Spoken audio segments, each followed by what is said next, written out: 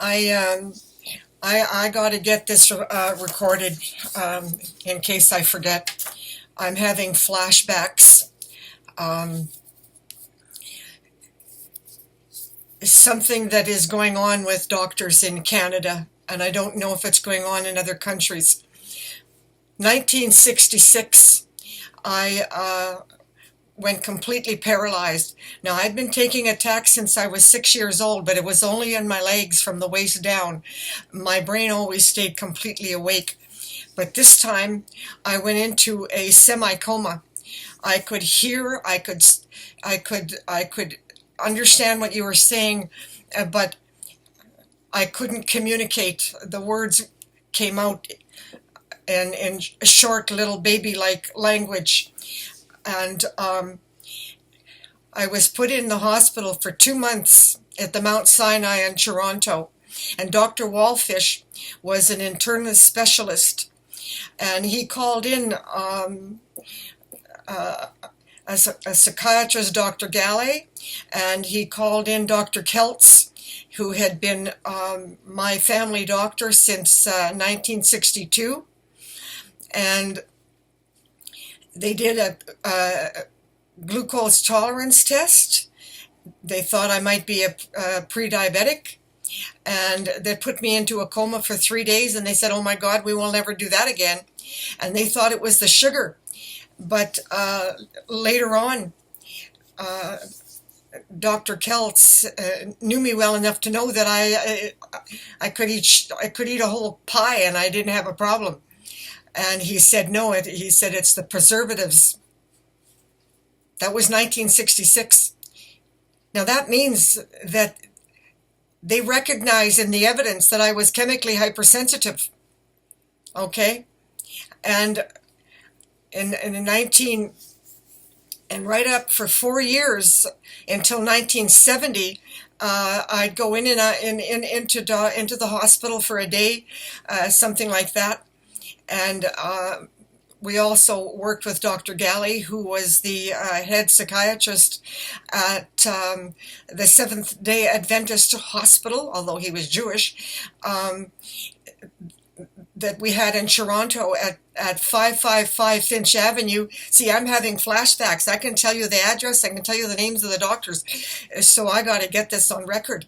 And they witnessed various reactions that I had. And I always, with the Seventh-day Adventist diet, detoxified, and they pulled me out of these attacks. So there was all this evidence for 4 years. And flash forward, nothing was done about that because my brain was still okay. So I kept working and I kept making money and I bought properties and I was buying investments. And I'm not going to go into my career history. That's neither here nor there. I would take these attacks. I would wind up in like a blackout. I wouldn't know where I was, and strangers would take care of me. 1968, that was Vancouver. Another time I was in New York with the executives from Gulf Oil, multimillionaires. One who fell in love with me, but he was married, and I wouldn't. And I was a real stickler about anybody getting a divorce on my account. I wouldn't allow it. Inácio, beautiful Portuguese general. Retired and came to Toronto to start a dealership. And anyway, to make a long story short, I talked him into going back to Portugal because of our quiet racism. You know, Canada is just as racist as the Americans, but smile to your face and stick a knife in your back. We're not violent. We're covert narcissistics, or I don't know what you want to call it, but we're equally as racist as the Americans, but we do it in a very subtle, quiet way. We'll just destroy your career and you can't make any money and you starve and we put you out of business. Anyway, see, my brain is just flashing around. But the bottom line is that when I lost my memory and could no longer work in 1984, every one of those doctors refused to sign my disability, and I now remember why. By this time, I had an allergist, and his son was becoming famous because he diagnosed people had an allergy to something in bandages, and he was creating a new product, and not one of them would sign my disability. They were afraid. They were afraid. And one doctor, Carolyn Dean, by now I knew in 1987, this is years later, like we're talking 1984, jump forward to 87. All that time I was trying to get doctors to sign for my disability. I had insurance, but I lost that by 1985. And finally, a woman in AA got me on basic welfare. So I had some kind of an income and got me into subsidized housing. Anyway, I know I'm jumping around, but I got to get this out. The bottom line is like I'm seeing all these doctors who had all this evidence, and when one doctor tried to get me a disability, she went under siege by the medical association. So what I'm telling you is that I don't know if this is still going on, but in Canada, the medical association would go after any doctor or any specialist who tried to recognize that people like me had chemical hypersensitivities, and we were reacting to traffic, we were reacting to industrial pollution, we were reacting to pesticides, we were reacting to canola oil. Yeah, because canola oil causes crippling and paralyzing attacks to animals, to even a rat who've got the constitution of a crocodile. So they had all this evidence, but the medical associations put them under siege and go after their license. So every one of these cowards that were in my life from 1962 on backed down, and they left people like me to suffer. And it looks to me like in my toxic mold group, it's still happening. So I don't know what we can do about this, people. I don't know what we can do about this. But yes, now there's a reason why they don't want this recognized. There's a reason why they're on the take to industry, and they don't want anyone to be recognized as being poisoned. Even though the scientists have known since 1775. Yeah, that came from the research by the Royal Society and scientists on coal dust causing consumption, which it was called cheminosis. In today's world, it's called Parkinsonism. So there's all kinds of evidence that this has been going on for hundreds of years. But they don't want to recognize it because they're on the take to industry.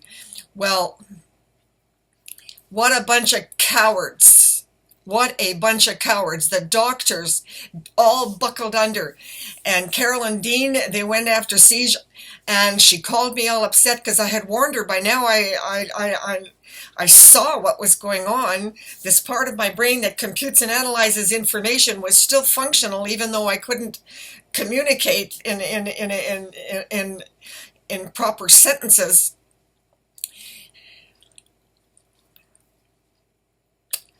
This is really evil, people.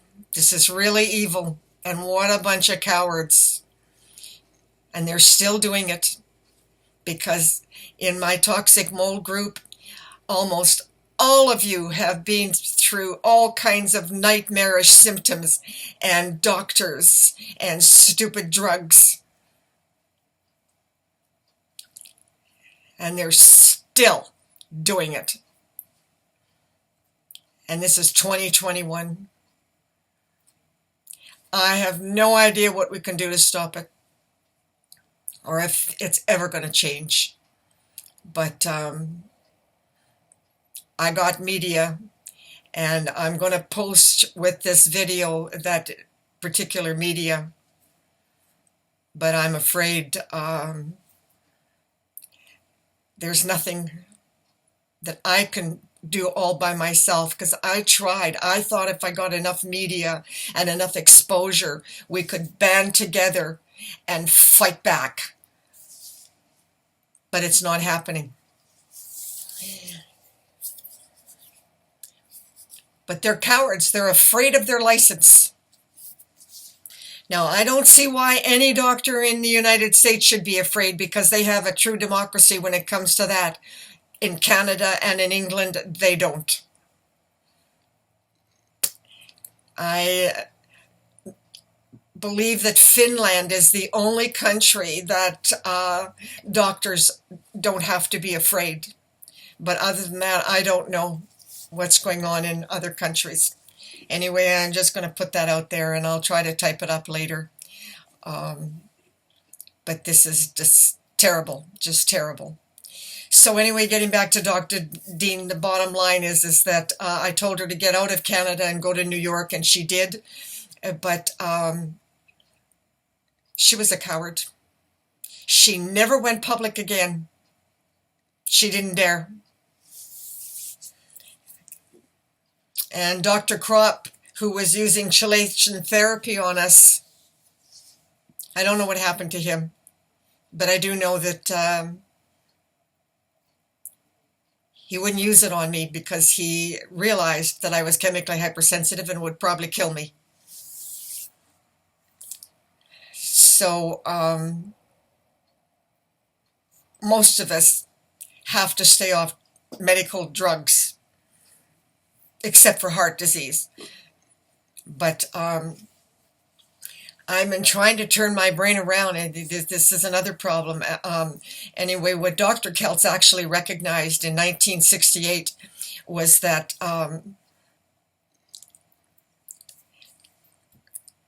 the chemistry, the electrical system in that part of my brain that sends the signals down to my legs, because we have an electrical system that sends a signal to the muscles in our legs and in our arms and in our hands and in our speech.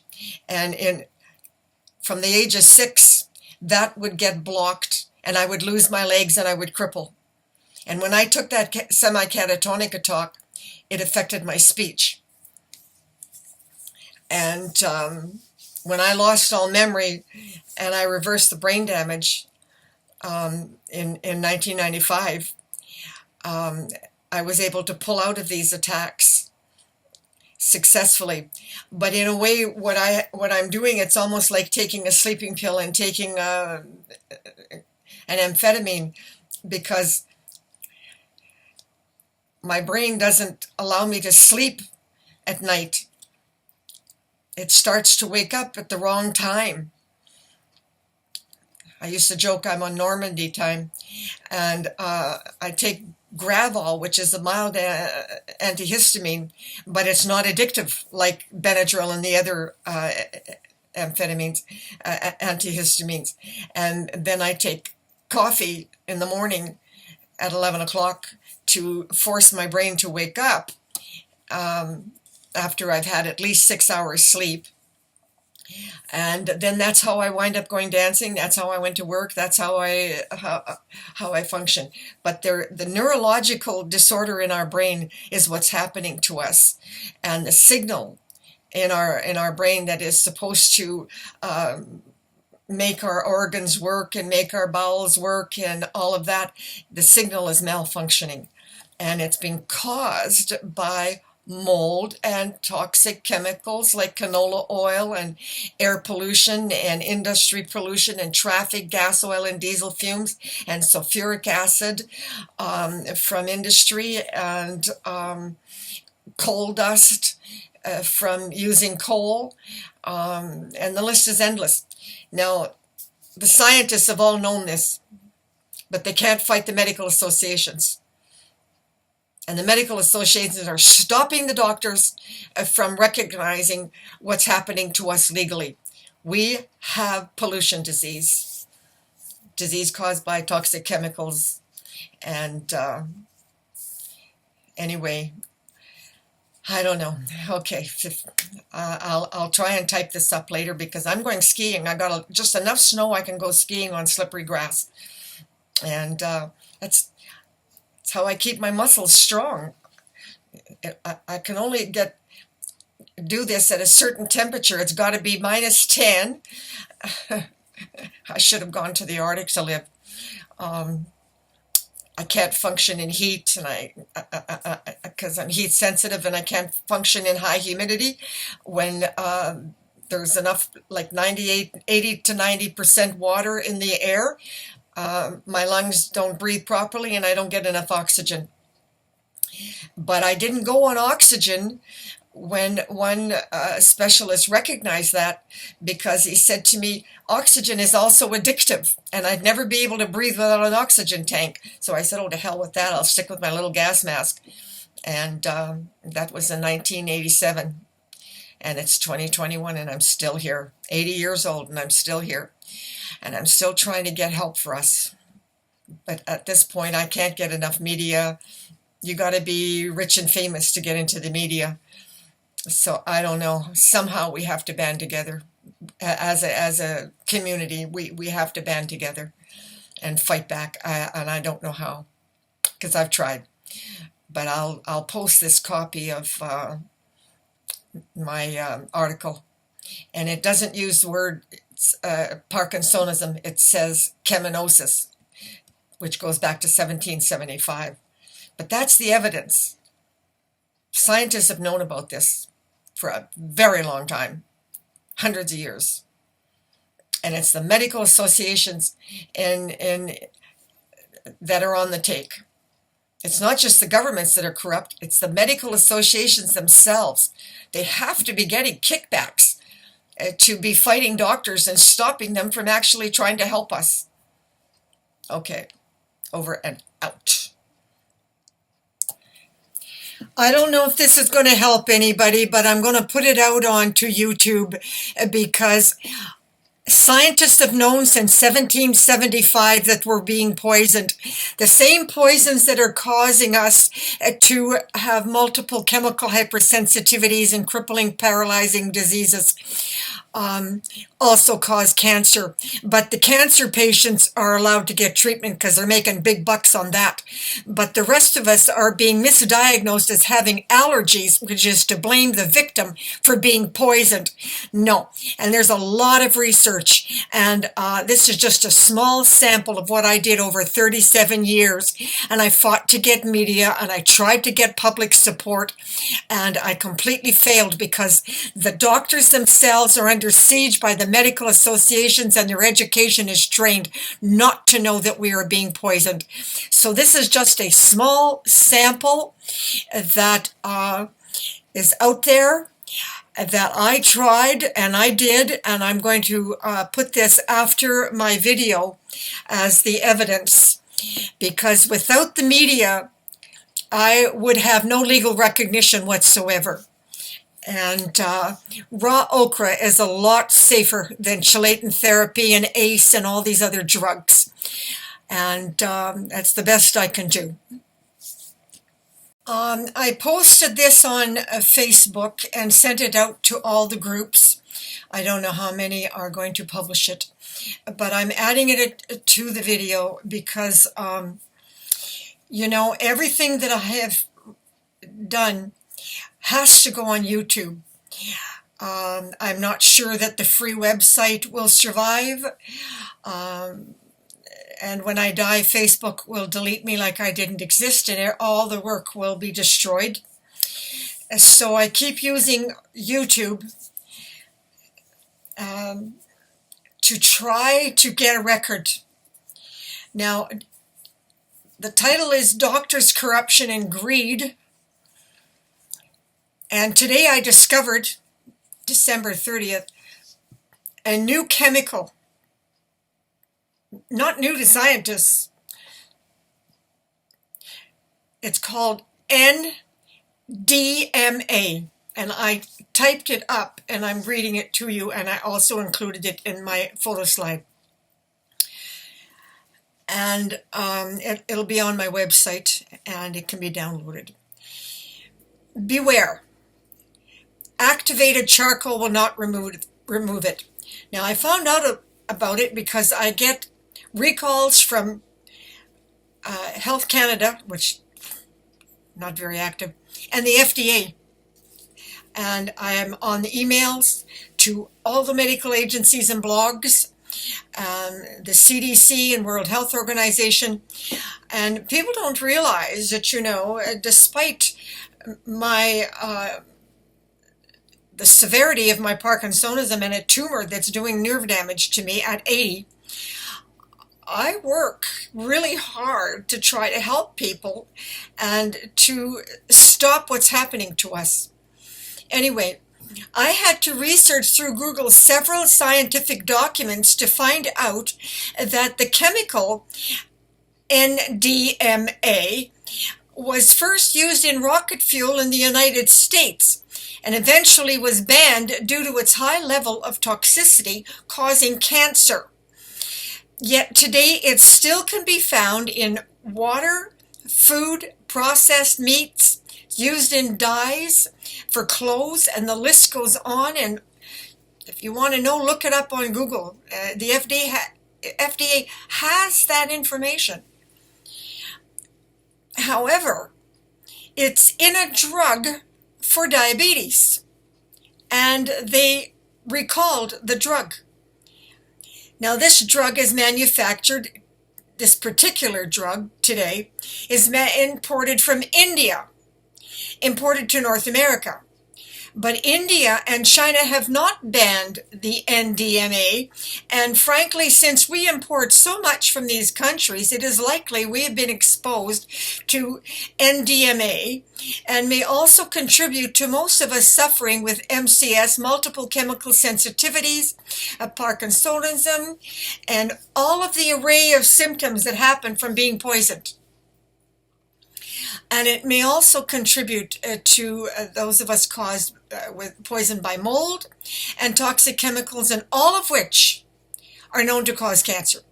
Now, cancer victims get expensive drug treatment, but the rest of us are considered to be just allergic. Yeah, blame the victim. While our medical system educates doctors to not recognize, yes, not recognize, don't recognize, how many times can I say it? That we are being systemically poisoned, despite the scientific evidence has clearly stated that since 1775, it was known that coal dust caused cheminosis, disease from chemicals. Flour, in 1837, they recognized that the average baker was dying with consumption, which today we call cancer, of the lungs from the flour dust. And nobody was ever told to wear a mask, okay? Now, why would you want to protect yourself? It's frankly a miracle that humans have survived this corrupt conspiracy by our governments and medical associations. Now, in Canada, a doctor can lose his license if he or she dares to try and treat us for being poisoned. In the United States, that democracy allows doctors more freedom, yet trained to believe that there is no such thing as pollution, toxic chemicals, air, water, food, beverages, mold, pesticides, traffic fumes, gas, oil, diesel, all causing diseases. And if not our disease, they get cancer and other diseases, Alzheimer's, Parkinson's, the list is endless. And they're not likely to consider doing anything else but feed us more toxic drugs. Now, the few that dare to treat us for poisoning do it in clinics, charging many thousands of dollars. And these methods, such as chelating therapy and ACE, have proven to have limited success, and some even cause kidney failure and death. Well, what more can I say?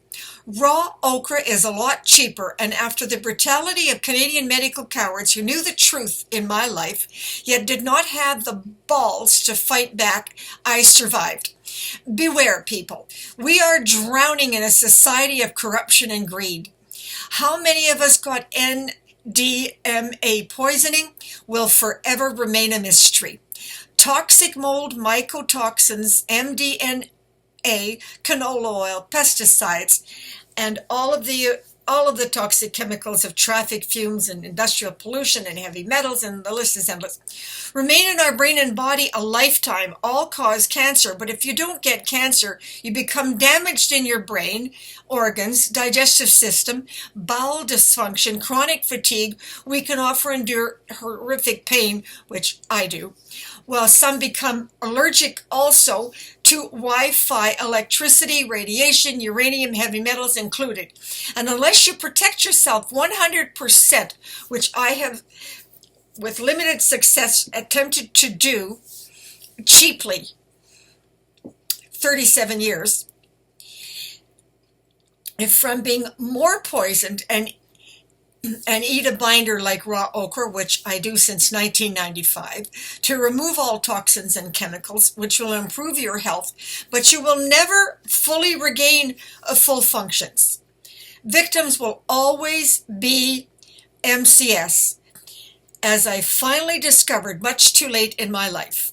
When I lost my memory and took to the streets in a gas mask in 1987 to 1996, begging media journalists to publish the truth, hoping to unite all of us so we could fight for our rights, it never even occurred to me that no one would care.